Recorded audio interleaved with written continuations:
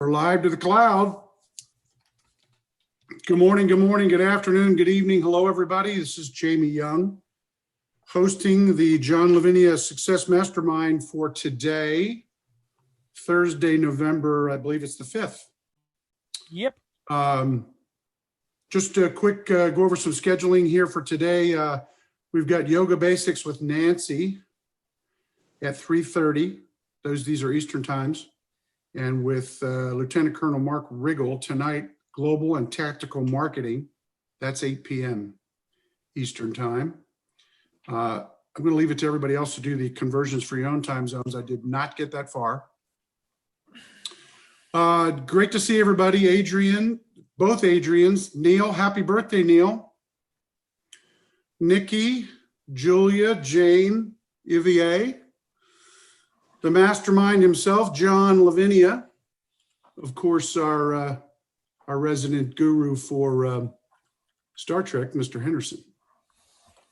The Llama King, Mr. Wilde, and everyone else that's here. Cyril, hi Cyril, he's here. Wayne's here. Hey Wayne, great to see you, stranger. Glad to see you. So today, what I thought I'd like to do is talk about, there's a word I had it's been in my mind, and that's the word prepare. And the dictionary defines prepare as make ready or make something ready for use or consideration. And or the next two definitions, it makes someone ready or able to do or deal with something. And the other word that comes with that is preparation. And preparation is the act or process of making ready or being made ready for use or consideration. Now, what I'd like to do is I'd like to step in. I'd like to give you guys kind of an inside look. There are some of you on here that probably will know about this, and some of you will not. Of course, those of you on the other side of the pond might have some fractional knowledge of this, but I'm going to talk a little bit athletics here and football.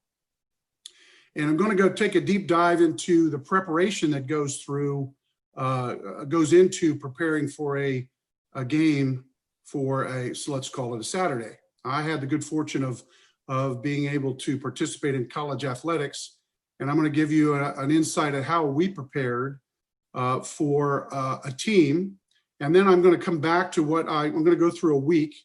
I'm going to come back and associate that to how that compares to our everyday life, whether it's in business, family, friends, and so forth. So what would happen would be Sunday evenings, we would sit down and we would review films of the upcoming opponent. We would watch the films in separate groups. We would watch areas where where it had more to do with each of us as an individual and as a group.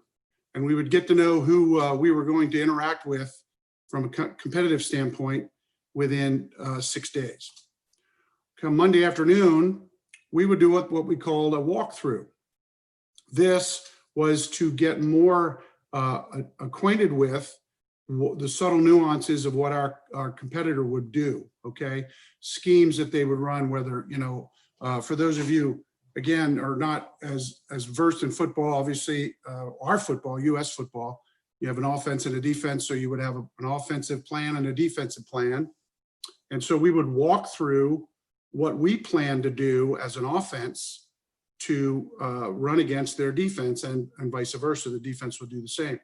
What we had people that would go out and scout the team the prior week, and they would have the teams would exchange films.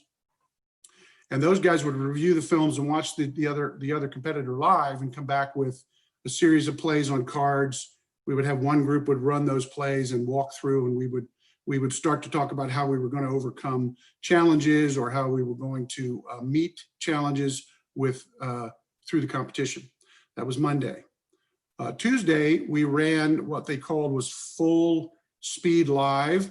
So we actually scrimmaged each other within the team, with one team, with the defense running the opponent's defensive schemes, and we would run the plays that we felt would be the most successful against that defense, and vice versa. We would have a team that would run that competitor's offense, and our defense would come up with solutions to compete with that offense. By Wednesday, we would tone it down a little bit. We still were going through preparing and repetitive with the things that we knew or what we thought we knew would be successful against that other team, both for both offense and defense. Now, this happens in all the other sports as well: baseball, soccer, basketball. Everybody is always preparing for the next opponent. Now, in college, as opposed to the pros, we only played one particular team one time a year. We might play them multiple successive years, but only once in a year. So we prepared for them on a very high level for one time. However, if we were fortunate enough to make playoffs or go into, to a postseason, we might see them again. However, not usually. So Wednesday, we still were running at high speed. We still were preparing for what we thought was coming our way from the other team. We got better at it through repetition and preparation. A couple of subtle changes and nuances we would do because we would notice that those things wouldn't work. Now, by Thursday, we were half speed, still preparing, still adding and deleting part of our preparation as we felt more comfortable with how we thought we would be successful against this competitor. By Friday, we would have what we call a walkthrough because the next day, Saturday, was the game. So Friday, all we did was we walked to the position that we had prepared to be in, whether we were on one side of the line or the other, offense or defense. And as we walked through this preparation, it was more of a slow motion so that we could understand and review more about what we thought was the best attack or the best path to get to a success that we needed as individuals and as a team. And then, of course, Saturday, we would then, of course, apply this in the game in the afternoon, and hopefully we would get to the end result, which would be hopefully we would beat our opponent. Now, if we didn't beat our opponent, obviously we had quite the review. The next day, when we would review what we did right and what we did wrong. Now, if I've totally confused everybody, raise your hand. Let's reverse. Let's go back to Sunday. Let's go back to the word preparation and prepare. So the film is the introduction to what you have, what your task is at hand. So as that relates to our business, our personal life, as we would deal with, again, like I said, family members, friends of friends, whatever it might be, we were just being introduced to what the task at hand was. Now, it was incumbent upon us, and it is incumbent upon us as individuals to understand what's in front of us, what we're up against, and to begin our preparation as to how we will work through and deal with this particular situation. As we prepare, right, in our life, the next day, as we've watched the film, in our daily life, it might be let's just focus in on business. It's a customer that we need to sell to. It's a product we need to research for Amazon. It's some personal growth that we need to attend to for ourselves. We're going to prepare on how we need to attack or gain momentum on that particular situation. By Monday, you might have an interaction with other people who are involved in the process. Now, whether that's the actual person that you're going to be dealing with, or it's somebody who's going to assist you in how you deal with that, it doesn't matter. It's the next step in preparation. By Tuesday, it might take a few days. You're going full speed ahead because you've prepared. You feel confident. You're going to work through what your goal is, where you're going to. You might have a couple of detours because I'll use Stuart's story weeks and weeks ago, where he came out the front door in his robe and his llamas were taken off down the driveway. Stuart wasn't prepared for that.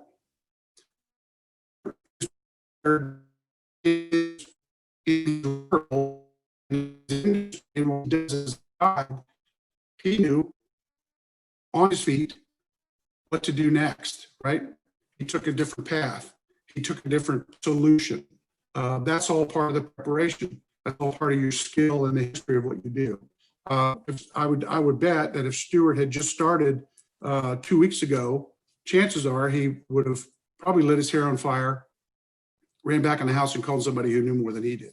And that's part of preparation, by the way. Part of preparation is bringing people in that have more knowledge than ourselves. Part of the preparation is having the latitude and the open-mindedness to go and talk to other people who we believe have more knowledge. In athletics, it's coaches. It's what we call the scouts, the people who had seen in our daily life. It may be a mentor. It could be our boss. It could be our brother or sister, husband, wife. So by Wednesday and Thursday, and I'm using these days, it doesn't necessarily mean it could be hours of the day. It could be within 48 hours, because what you're attempting to your task that you're attempting may not be as involved as preparing for, say, an athletic event. However, it might take a week. I mean, it might be a very big presentation that you're endeavoring, right? So it's going to take a little bit more time to prepare and to get your ducks lined up in a row, or your llamas, and make sure that you know what you're doing by the time the spotlight goes on. So what I do, what I've done in my life as athletics has taught me is to be prepared. And there's that saying is prepare to fail, fail to prepare, fail to prepare, prepare to fail, right? We all know that really well. So preparing doesn't mean that you know all the answers, right? Stuart, he didn't think he was going to wake up that morning, walk out and have a bunch of llamas running down the road, but Stuart was prepared enough and knowledgeable enough that he knew what the next step was, which is an alternative to how he was preparing. And that's how life is. That's the road we go down. When it takes a different turn for us, then we have to reach into our bag of tricks and figure out what's the best way to get to the end. It might be this way. I might get to the end result on a different path in a different direction than, say, Adrian might, or Mark, or John, or Nancy. But the thing is, the thought process is it's not right or wrong. It's just, did I get there? You may not agree with how I got there, but we're going to get there. So again, back to being prepared, whether you're preparing with notes or you're preparing with your prior experience, or you're preparing through the interactions of others, your teammates. We're a team here. We support each other. Same goes for athletics. Same goes for business. Same goes for family. Same goes for relationships, friends, marriage, and otherwise. So what I do is, as I prepare, I usually prepare the day before. At the end of the day, I will write down what it was I didn't get done that day, and that will be at the top of my list for the following day. And I will prepare at the end of that day for the following day. Now, I know there's more things that are going to hit my schedule and my list as days goes on, but the things that I didn't, as John likes to use the word, his favorite word, done, I didn't get to those because there's not enough time in the day. They're going to go to the top of my list in my preparation. So I will work through those because I probably had touched on those a little bit the day before, got some knowledge of it, understood it, just didn't get to it, or something hit me where I had to regroup and kind of recalibrate and figure out something different. So I didn't quite get it done. Goes to the top of the list. I work the rest of the day. There's probably not too many days where I don't have something left at the end of the day that I have to add to the next day. But the preparation the day before helps me get to those things that I've left that I wasn't able to get done faster and quicker. When we're done with that preparation, when we get that list, and I'm a big list guy. I don't know how many people on here are big list people, but it helps. It's my roadmap. It helps me under, because there's so many things going on during the day. It helps me stay focused. I just need to look at it again and go, oh yeah, there's that. I got to get to that. That needs to be done. There's timing on there. There's a deadline, and I use that as my Bible. There's probably some people here that keep the list in their head, and I commend you. I can't do that. There's too much static for me, so I keep that list right here in front of me. there's not too many days where I don't have something that moves over to the next day because of life, right? Stuff comes in and out. We have to take care of, right now, like we've talked a bit about this before, there's homeschooling a lot of us have to deal with, sitting here and you're working hard and all of a sudden somebody walks around the corner here and it's a 15-year-old who needs some help with biology. Well, brakes go on, lights go off, time to take care of this. Somebody comes to the door with a delivery, phone rings, all those different things. Those are the things that distract us, but if we're prepared and we have been preparing, we'll know how to take care of those things. And in the end, what do we want to do? We want to have success. We want to be successful in all the things that we endeavor, right? To some degree. Hopefully it's the nth degree, it's the 100% success. For me, I'll take any success. I'll take any percentage of success in anything I endeavor. If we've talked about this before too, if I can't get to the level that I aspire of success, I'll try it again. I'll find out why I didn't get there. I'll either find that out by preparing some other avenues, by talking to some experts in that field that I believe are going to help me to get to that point. I might have to start all over. 5% success, that might be, to some of us on here, may not be something that we want to aspire to. So we might unravel that whole thing and start over. But I think as long as I'm having success, I can move forward. And I believe this, I hear it all the time. If you're not moving forward, you're going backwards. And I think we probably touched on that in some other conversations we've had before. Lastly, what I want to talk about is winning, which is success, right? There was a verse that actually was in a movie I just watched the other day called A Good Year with Russell Crowe. Great movie, kind of a romantic comedy, but there's a little bit more to it. So it's not what you would, men, you're okay. You can watch it in front of others. It'll be okay. There was a part of the movie was a young boy, Russell Crowe, as he was a young boy, spent summers with his uncle. His uncle was a winemaker and very wise. And they would play tennis on clay. And the uncle would always beat the young Russell Crowe. And at the end, the young boy was very angry and screaming and saying the game was stupid. And the uncle walked up to him. He said, a person learns virtually nothing from winning. The act of losing elicits great wisdom. It's inevitable that you will lose now and again. The trick is not to make it a habit. And I believe fully that if you prepare, if you have great preparation, that habit of losing will be slim to none. And with that, I want to wrap this up, and I want to take anybody's thoughts that might like to extend what we've talked about here about preparation. I don't see any hands. I see, there's Sonia and Mark next. Sonia, let's chat. What do you got? Hey guys, haven't seen you in a while. This is a really good topic for me. As you know, recently I moved across the province, and I moved in with my best friend for a couple months until I could find my own place. So ta-da, I have my own place. But the act of moving in with my best friend, I thought I had. We lost you. You froze on us. Oh. Well, she went completely off the grid. Oh, there, you back? Well, you're mute now. Yes, I don't know what happened. Okay. But yeah, I thought I had prepared very well for it and was excited for it.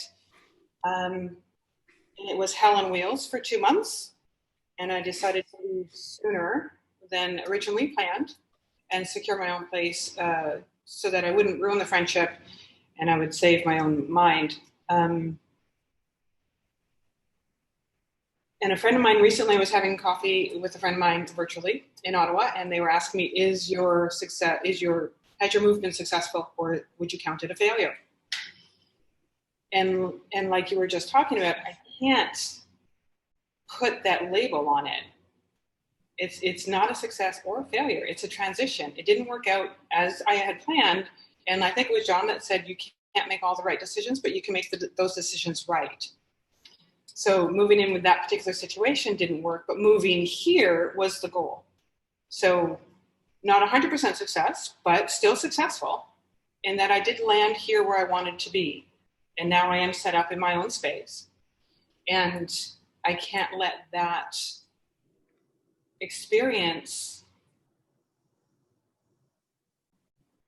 color the decision of moving here, because that's not the result that I wanted. So what? The result I'm moving forward has not been, realized yet. So I'm still working that plan. And yes, it had to be adjustable. And yes, had to make some changes. And yes, it cost me a hell of a lot more money to move than I expected to, because I now have had 2 moves in 3 months instead of just 1 in 6. But it's what needed to happen. So yeah, you can plan a lot, but you still have to be a little bit flexible and being able to assess the situation and be able to flow with it and go with it. So I really appreciate you bringing up this topic, because it's very, very much what I'm going through right now. And I like having you say that you will accept any level of success. That's really good. I hadn't thought of that, but that's really good, because it bothers me that I've had to move twice in 3 months, but it's still a modicum of success. I'm still moving forward. I'm still going to where I want to go. I'm still with my family, which is the end result. So yeah, being able to plan is great. And I'm a huge planner. I'm anally organized, but you have to be able to roll with it too sometimes. That's all I have to share. That's huge. That's huge. And you said you were going forward, even if you had to make 2 moves, you're still you mentioned that you're still moving forward. And look, 0.5% of success is better than failure to me. So yeah, that's why I say any success is good in my book. Can I improve it? Yeah, sure. Can we? Can we all? Sure we can. Sure, yeah. We're not going to hit 100% mark every time. So I think that's great. I think you're in a great space. You whatever is in your rearview mirror, you're going to learn from that and take it and go forward with it, and off you go. That's good stuff. Mr. Lieutenant Colonel Mark Wriggle is next, then Wayne, then Nancy. Go ahead, Mark. Hey, Jamie, this is the perfect topic today. Preparation. Oh my gosh. I mean, everything that we're doing all the time, every day, in virtually every endeavor we takes preparation. You use preparation, but it's the same thing. Fail to plan, plan to fail. It's the same thing. When I first took ground school, it was one of these. The first thing that my instructor had said to the group was, "It's always better to be on the ground wishing you were in the air than to be in the air wishing you were on the ground." Again, preparation. But doesn't mean that because we do all this preparation, that things are going to go as planned. Hence my comment. I didn't make this up, but I say it frequently. Shooting the alligators closest to the boat. Basically, as things come up, you have to take them down. It's when the groundhog comes out of the ground, whatever is coming at you, you have to take those. But also, I think part of the preparation is identifying the possibilities, much like you guys did. When you're on the field or you're in a team sport, that's what you're doing, is preparing for what you consider the greatest possibility of certain things happen. What is the frequency that something might happen? Certainly, it means if you don't prepare, then you're just flailing. It's just a total flail X, and we're not going to get anywhere with that. And just be a total mess unless a person or a group or an entity is in a place where they are just that good that they can react so quickly that they can recover. And I'm not saying that doesn't happen. I'm sure, on the field of battle, so to speak, in the game of football, there are many. I mean, I love football. I love watching the sport. And there are many, many times that as much preparation that goes on there, Jamie, there's still all these anomalies. Somebody can go left instead of going right. You think they're going to do this, and they're watching you, and it's this play and counterplay.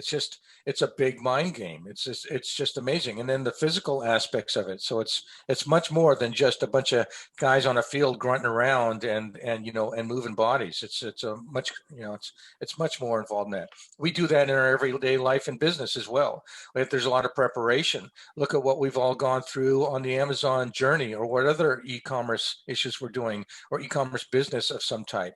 You get equipment in. You have to put your equipment together. You have to learn how to use your equipment. You have to learn how to make your goods and or services that you're working with. This is all preparation. And does it mean that every day is going to go perfectly? No. Matter of fact, I'd advocate that probably most of the time it doesn't do that. And you have to have these decision points. So how far down the road do I go? And have you prepared to make that decision?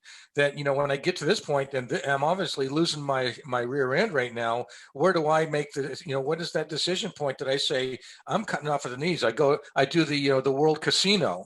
How much money am I going to lose? How many of my resources am I going to burn through before I decide that, no, that's a no-go. I have to go somewhere else.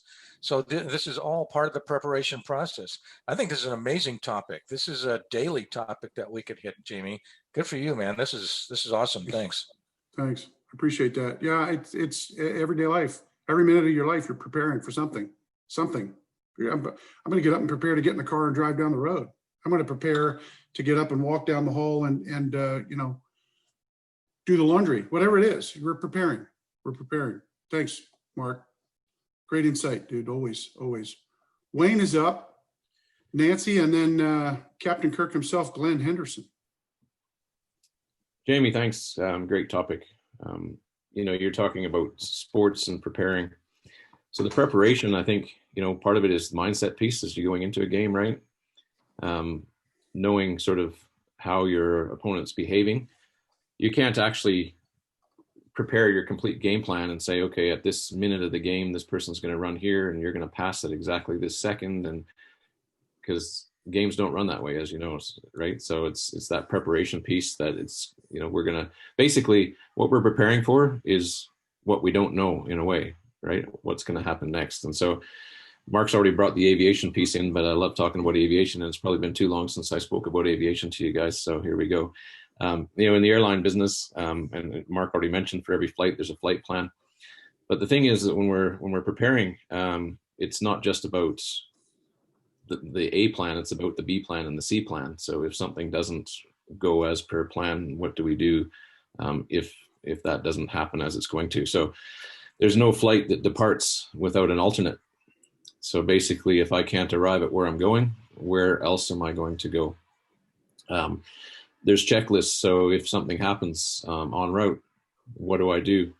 Maybe it's a technical diversion. So I haven't planned where I'm going to divert to specifically if I have a technical issue, but I've got a whole series of checklists that help me make that decision very, very quickly.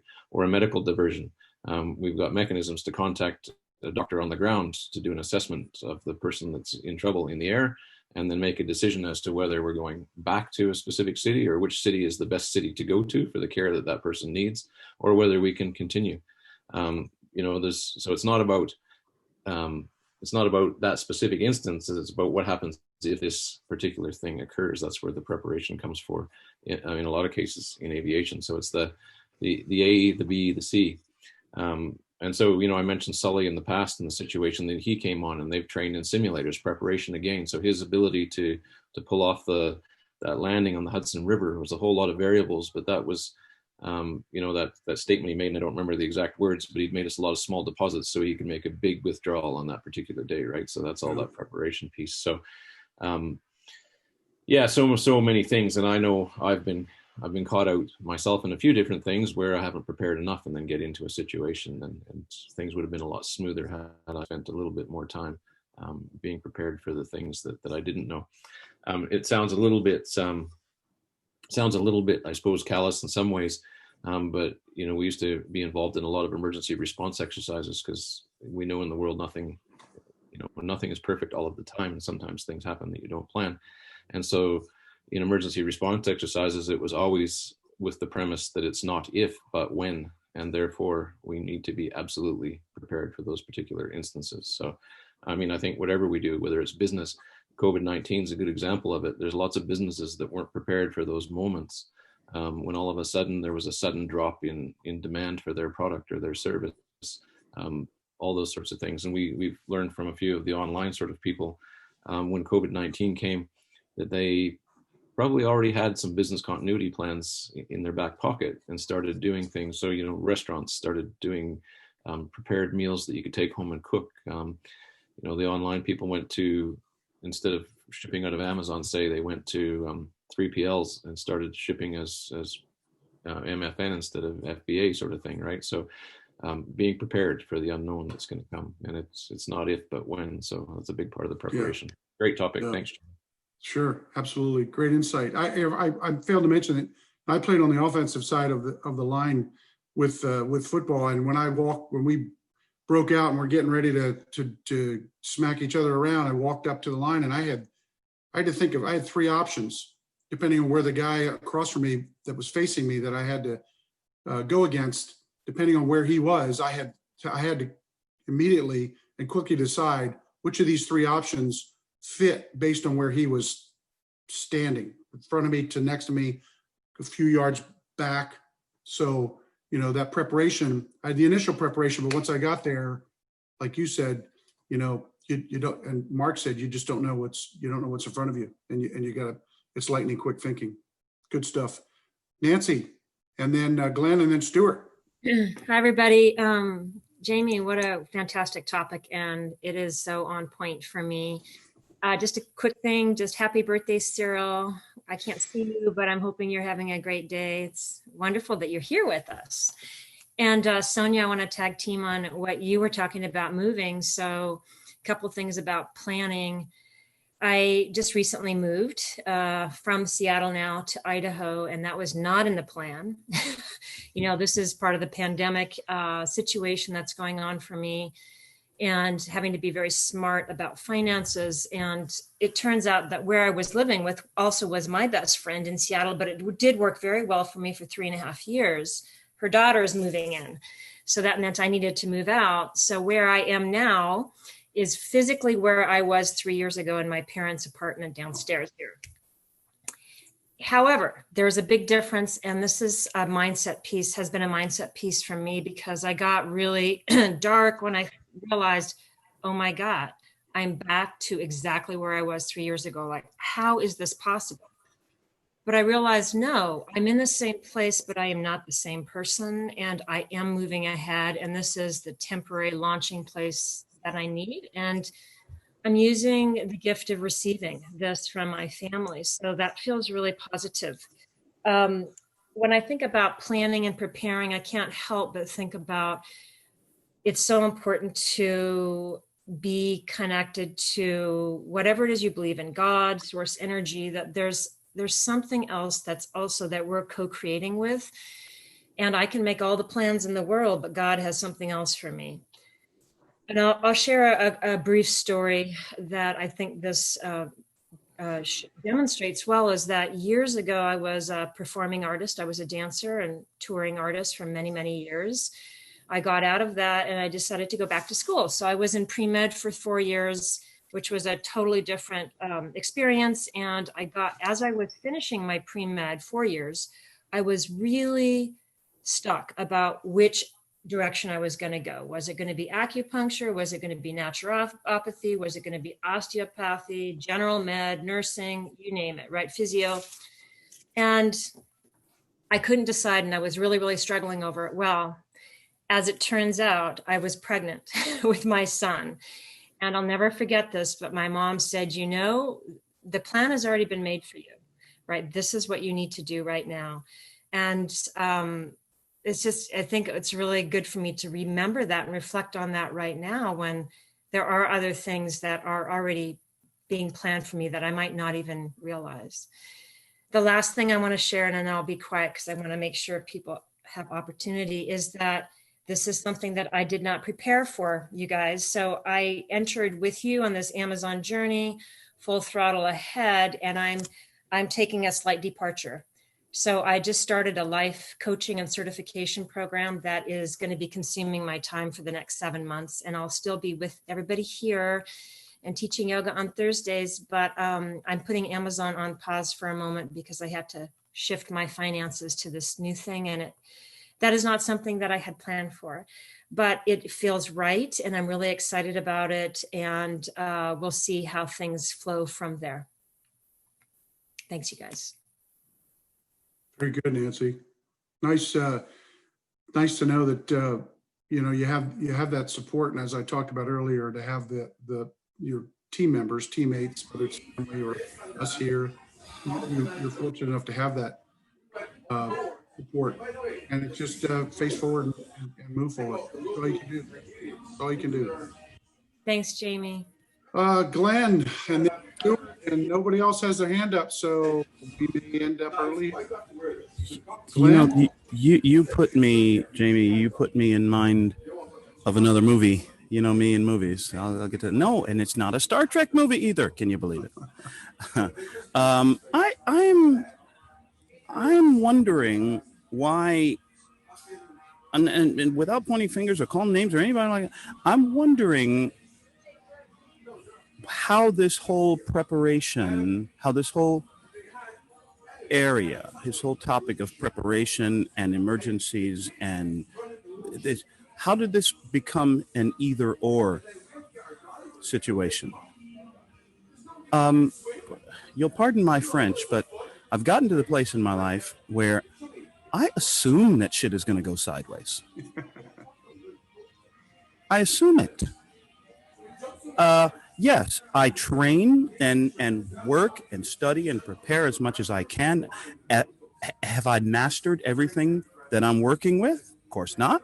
There's always another level of mastery. As you said, Wayne, not if, but when. And the reason I bring this up is because there's an enormous mental and emotional piece to this. We say, well, I'm prepared. Yes, I've studied, I've prepared, I've got my plans in place, and something happened. Ah! Why is everybody, and really, I don't mean y'all, team. Why do people freak out when shit goes sideways? It's going to go sideways. Life is what happened to us while we were making other plans, as John Lennon famously said once. So I can keep that in mind and say, all right, I've got my plan in place. Wayne, I've got my flight plan A, plan B, plan C. What do we do in a medical emergency? We've prepared. The movie I'm thinking of is Apollo 13. Yeah. We all know, right? We know how this movie is going to end, and still we are on the edge of our seats, which makes it a great movie. But the point is, these guys had trained to such a high level and to such a degree of granularity that anything that happened, yeah, the situation was not what they expected. Here's the thing. Do you notice in the movie, and some of us are old enough to actually remember watching this as it happened back in the day, none of these guys lost their cool. None of these men freaked out. Nobody started yelling and screaming and, oh my God, what are we going to do? Because they were operating from the assumption that things will go wrong. Murphy's Law is an ironclad law of nature. Things will go wrong. Why? Because nature doesn't really pay much attention to us. And the world doesn't give a damn. You know, it's like the old Jewish proverb. If you want to make God laugh, tell him what you're doing tomorrow. So I'm sharing all this and pointing a finger at myself to say, there's no but here. There's no either or. Things will go wrong. Our plans will be thwarted. There will be roadblocks. And so when the roadblock shows up, roadblock. Okay, let's go. rather than, oh my God, it's a roadblock. What did I do wrong? What's the matter with it? Did I write the wrong plan? Did I not do this with it? It's a roadblock. Okay, let's go. You see what I'm saying? Is you picking up what I'm putting down? Picking it up. Thanks. Back to you, Jamie. Thanks, Glenn. That's great. It's almost like a reverse engineer. It's like it's funny that you bring that up, and it does strike a chord. You expect it to go wrong, and what the hell? What just happened? It didn't go wrong. What?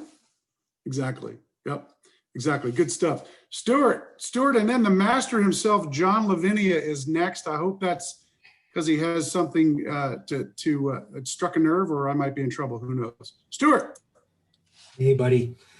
Great topic today, man. Always thought-provoking. I promise not to cry this week. Well done, man. First of all, man, is that a championship ring you got on that hand? Is that a Super Bowl ring? What's going on there, No, man? it's not a Super Bowl ring. It is a championship ring. My senior year, we were fortunate enough. My daughter had that framed for me. Maybe put it up there.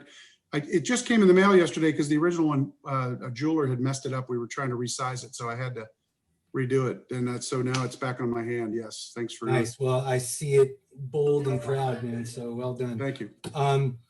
Preparation, great topic. I got a few things I want to share. The first thing that comes to my mind, honestly, is the 7 Ps, right? And you guys, I'm surprised nobody else said it. I'm surprised Mark didn't drop the 7 Ps. What is it?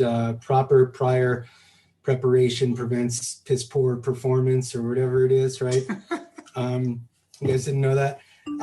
Prepare, right? The etymology, pray and parare. So pray means before, P-R-A-E, and parare means to make ready, right? So this concept of making ready before is almost like setting the stage for a call to action or a call to decision, right? And I really do like what everybody's saying about being adaptive and not necessarily being stuck or rigid in one approach. Glenn, I really liked what you were just saying about, it doesn't have to be one or the other.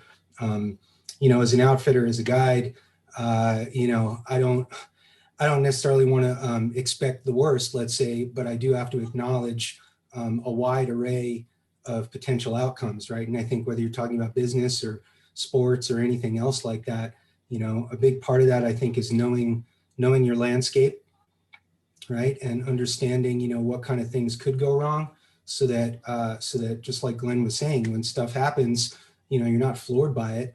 I tend to have contingencies upon contingencies upon contingencies, plan A, B, C, D, whatever it is.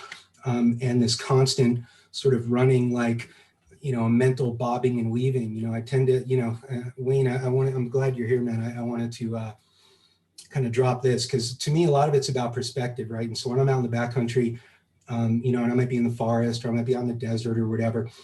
And if you kind of just stay looking in one direction from the same perspective, that's all you see, right? But I tend to, when I'm out in the forest and I'm looking for animals, or I'm just, kind of trying to get my lay of the land, I tend to do a lot of this kind of stuff. And it's really about getting perspective and seeing things from different angles. And maybe that's just a metaphor as well for sort of having this broad understanding. What do I say? Plan for the best, or plan for the worst, but expect the best, whatever, that kind of concept of just understanding. Hope for the best. Hope for the best, plan for the worst. I don't know. Hope is another one of those words that I'm trying to get out of my vocabulary. But yeah, when you're talking about sports and this concept of, watching the videos and understanding, what the opposing team is doing, and then going out and practicing, I was reminded of the Sun Tzu quote, and so I'm going to drop it on you guys here, and I know you know this one.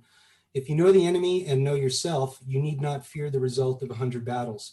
If you know yourself but not the enemy, for every victory gained, you will also suffer a defeat. If you know neither the enemy nor yourself, you will succumb in every battle. And that just kind of hit me right there. Sports, I'm not a sports guy, right? But I like the analogy.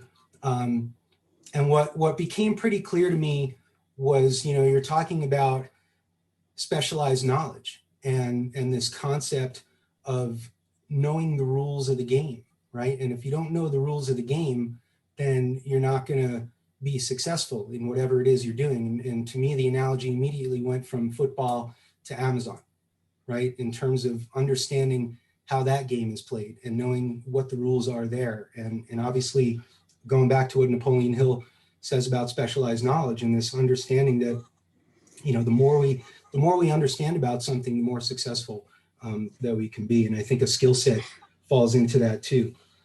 You talked about tasks that carry over, man. That really hit home for me. You know, I was working last night late, doing some graphic design on the computer, and then I woke up early this morning, took the dog out, and then went right back to it, right? So the stuff that I was doing yesterday that I didn't finish goes to the top of the list today. Sonia, I miss your green room. I know you're glad that you moved, but I think you're gonna have to paint that. You're gonna have to paint that new room green for us because I'm really missing it. But I did like what you were talking about being flexible, adapting, this concept of ready, fire, aim that we all got, you know, in the Lavenia 5. And I can't remember. Somebody remind me which book that was from. Was it Power of Consistency, Ready, Fire, Aim? Somebody hit me up on that. Yeah, man, great topic today. Thanks. Thanks, Stu. Thanks. Great insight. As usual, we have Mr. Lavinia's hand up, and looks like he's stuck in the garage. No, I'm on my patio, man. Taking down spider webs and Halloween crap. Yeah. So can you hear me okay? Yes, sir.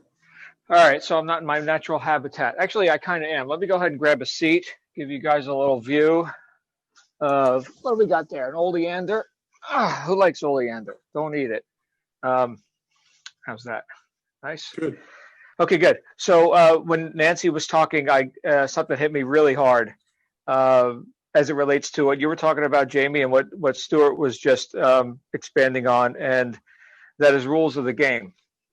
You were talking about sports. Like Stuart, I was not a sports guy. I was a heavy metal kid, and I hung out in the woods, and we did, what we did there, and didn't really have a purpose, didn't have a plan, didn't have results either, except, I guess, do whatever you're going to do and hopefully get through school or whatever, and then go live your life. And part of my lack of purpose or lack of plan as a youth, I think allowed me to succumb, right? Stuart was just talking about succumbing. And was that Seng Shu or one of those guys who lived thousands of years ago? So it's not like a new truth, right? The stuff's been around, but without the plan, we are truly planning to fail. I didn't recognize that when I was in it, but then when Nancy was talking, it reminded me of the environment that I chose to be in while planning or failing to plan, or to what degree I choose to plan. Now, the thing with sports, which I think is interesting, is that there's rules. And there can and should be a fair game. But is that how life is? Is life fair? You get rules, you get a referee, it's foul, wrong, do that one over, you don't get that point. No, you don't get that. You don't get that. I heard before the session, people were talking about some arbitrary stuff that Amazon's doing, right? Who's in control? Now, we can exercise our power of choice. Do I want to play that game or not? Do I like the rules of that game, or at least the purported rules? Or do I choose a different game? In fact, the most prolific philosopher ever said, have 4 ways to reach your goal. 4 ways. So I've got this, but I've also got that, and that. Not that they're necessarily contingency plans, but I've got full intention on each of them to reach my goal. So when Nancy was talking, she was talking about, I'm not sure which direction I'm going to go in. So a bit of uncertainty there. And then, I just discovered I'm pregnant. And then I went to get counsel from a trusted authority in my life, in this case, a mother, right? A parent. That's a pretty powerful authority figure, and hopefully a trustworthy one. And their mood about it was, I wouldn't say passive, right? This is just my assessment of what Nancy was saying and how it hit me. Right, was that, you know what, like Glenn was just talking about, your plans for life or whatever, yeah, good luck, right? Or yeah, go tell God that and hear the laughter. I have to, for myself, and this is what's workable for me, I have to not only feel like I've got some causation in my life, otherwise I'll go batty, right? And in fact, I think there's a lot of people in society who would like exactly that. Just succumb into a state of apathy and let others do your thinking for you. Others tell you how to live in every aspect of your life. I think that's real. Is that good, fair rules? I don't think so. But what do I also know? I also know that if I'm in the environment, if I've chosen to be in an environment where others are hard charging, what people would call type A people, drivers, red personality, whatever you want to call it, which I certainly am, by choice, because I wasn't born into that, then that's going to rub off on us. So I'm thinking, all right, back to the locker room. Jamie, you're in the locker room with the football guys. Despite rules, not rules, sports, business, relationships, governance, fill in the blank with whatever field of endeavor we're talking about. You're in the locker room with the guys studying. Here's our plan. Here's our contingency plan. If they go left, we go right, and blah, blah, blah. Right. Again, I don't know all the details of that because, I wasn't there. But in that scenario, you had so much mutual intent that we will hit these goals. We will overcome the opponent. We will do it within the scope of the game. Right. But there was nothing passive about the study that you did a week leading up to the event. There was nothing passive about that. This was full intention, and I think to that degree, certainly we've got some of that here in our mastermind group. That doesn't mean that we're all every single day dressed for battle and ready to take on the interwebs. I mean, hopefully we are more than we were before we showed up, because I can tell you that if you don't accept responsibility and assign cause to yourself for the results in whole or in part, others will gladly accept that. Others will gladly take control. And I think that's the unspoken rule that we all live with throughout all of life, regardless of the particular field of endeavor or whatever path you're walking, is that you are either cause or effect, and you've got to choose consistently. And it's so much easier to make that consistent choice if I'm immersing myself in an environment where success is not just a theory, or we hope, like Stuart was saying, hope isn't a strategy, but that success is expected. It's expected, man. In fact, we're going to plan for it. In fact, go buy the champagne now. That's more of an emotional thing than anything else. And guess what else happens when we're in that environment and we ourselves are planning to succeed? Actively, right? Actively, not passively. We're planning to succeed. What happens is we enroll others. We enroll others to our cause. I've had plenty of business scenarios, so nothing to do with football, but business scenarios where people may have seen the offer before. Here's the offer. It exists with or without John. But now that they heard it from John, well, let's sign me up, damn it. Let's do it. Right? Does that make me special? No, it makes me intentional. So I think with whatever plans we're making, whether it's preparedness for what could go wrong, which is a good thing to do, and not everybody does, or maybe they're expecting, my plan is if I don't do for myself, somebody else will do for me. That's very real. That's very common. Again, that's not cause, that's effect. I can't live like that. I've tried it. It doesn't please me. Or we're talking about something like us advancing in business. We got a lot of commonality of purpose as entrepreneurs here in this group. We've got to build ourselves and each other up. And I expect nothing less than Nancy and Stuart and Glenn and Jamie and fill in the blank Sandy, right? I expect nothing less than for you to make a spectacle of yourself. Otherwise, how could I serve you? I'd be a fraud. I'm a friggin' fraud. Mentoring you to do what? Be mediocre? You don't need me for that, right? You can go get that anywhere. Go watch Netflix 5 hours a day. I don't know, man. Jamie, you hit me hard with this topic, as did the rest of the group. So I thank you. I thank you all, because I've got to take inventory, and I'm going to see what part of things that have gone wrong have I refused to accept responsibility for, right? Where have I gone effect instead of maintained causation in my life? Great friggin' question. Not that I've got control over every circumstance. Of course I don't. But what did James Allen say in As a Man Thinketh? You cannot control your circumstances, but you can control your thoughts, and therefore indirectly but surely shape your circumstances. and I dare not succumb to negative thinking. Otherwise, I'm screwed, man. I am screwed. So that's what's coming up for me today. Sorry to be a bit heavy. We're going to have a fun Friday tomorrow, and we're going to do a round robin, backed by popular demand. Round robin tomorrow. Everybody gets to share a win. Thank you, Jamie and all. Thank you for being here with me. Thank you for being here for me. Thank you. Thanks for your input, John. Appreciate it. I know we're all here for you, because of you. We want to be here. I like your mediocre comment. I don't need you to help me be mediocre. I can do that damn well on my own and not on purpose. That's I think we're going to wrap up. I don't see any of their hands. Nice wrap up, John. Appreciate it. We will, everybody's can run over into the hospitality room if you'd like to.